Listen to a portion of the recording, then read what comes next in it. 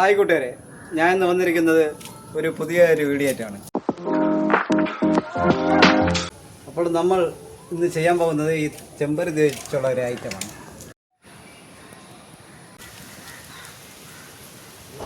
അപ്പോൾ നമുക്ക് പരിപാടിയിലേക്ക് പോകാം.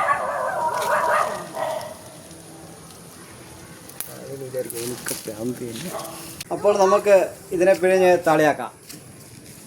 ആദ്യം ശകലം വെള്ളം വീത്തം, കുറച്ച് വീത്താവും. ഇതിനെ ഇനി അരച്ച് പിഴിയണം. അപ്പോൾ നമ്മളിത് താളിയാക്കിയിട്ടുണ്ട്. ബാക്കി ഇതാ കാണുന്നില്ല, ഈ കൊഴുത്ത ദ്രാവകം, അതാണ് താളി. ഇത് തലയ്ക്ക് തണുപ്പും അഴുക്കുകളെല്ലാം പോകാൻ ബെസ്റ്റ് സാധനമാണ്.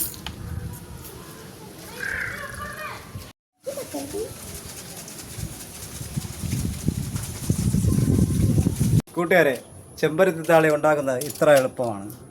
ഇതേപോലെ നല്ല നല്ല വീഡിയോകളുമായി നിങ്ങളുടെ മുമ്പേ ഞാൻ വരുന്നതാണ്. എന്നെ ലൈക്കും കമൻറ്റും സബ്സ്ക്രൈബും ചെയ്ത് സഹായിക്കുക.